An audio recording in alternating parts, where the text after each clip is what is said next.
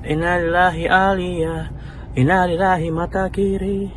Michael Jackson lihat nanti ya.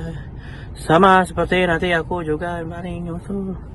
Dia tahu, dia tahu, aku tahu dia tahu, aku tahu dia tahu. Halo Bu Guru dan teman-teman, pada kesempatan kali ini saya akan membawakan materi penyebab dan dampak pengangguran. Nah, sebelum itu izinkan saya perkenalkan anggota kelompok saya. Yang pertama saya Fidelio dan teman saya bernama Gerald dan Kania. Nah, apa itu pengangguran? Pengangguran adalah masalah penting dalam perekonomian karena banyaknya penduduk yang belum mendapatkan pekerjaan.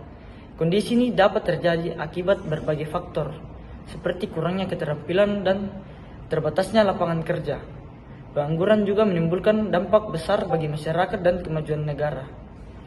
Nah, di Indonesia sekarang ini banyak terjadi penyebab dan dampak pengangguran. Nah, salah satu penyebab atau dampak pengangguran yang pertama, ketidaksesuaian keterampilan dengan kebutuhan pasar kerja. Nah, di mana kondisi keterampilan yang dimiliki pencari kerja tidak cocok dengan keterampilan yang dibutuhkan oleh industri, yang disebabkan oleh kurikulum pendidikan yang seringkali teoritis dan tidak sejalan dengan kebutuhan praktis, serta perkembangan teknologi yang sangat cepat. Hal ini menciptakan kesenjangan antara pasokan dan permintaan tenaga kerja, yang dapat menyebabkan pengangguran struktural, penurunan produktivitas, dan gaya perekrutan yang tinggi bagi perusahaan. Yang kedua, pelemahan ekonomi global. Pelemahan ekonomi global turut memengaruhi Indonesia. Resesi di sejumlah negara mitra dagang seperti China dan Amerika Serikat menurunkan permintaan ekspor, yang menyebabkan perusahaan manufaktur dan komoditas terpaksa melakukan efisiensi, termasuk PHK.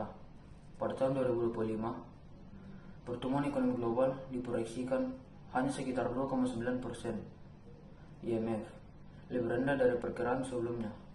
Hal ini tentu berdampak pada ekspor Indonesia, terutama pada sektor manufaktur yang mengalami kontraksi sekitar 5,2%. Yang ketiga, ada pertumbuhan ekonomi yang tidak merata. Kondisi di mana manfaat ekonomi yang dirasakan secara tidak adil, baik di sosial atau masyarakat. Nah, biasanya ini disebabkan oleh kesenjangan pendapatan atau distribusi yang tidak merata. Akibat fenomena ini, biasanya dapat meningkatkan angka kemiskinan, pengangguran, konflik sosial, atau bisa menghambatnya pertumbuhan ekonomi dalam masa waktu yang mendatang. Nah, itu saja yang dapat kami sampaikan. Sekian penjelasan dari kami. Bila ada kesalahan, mohon dimaafkan. Terima kasih.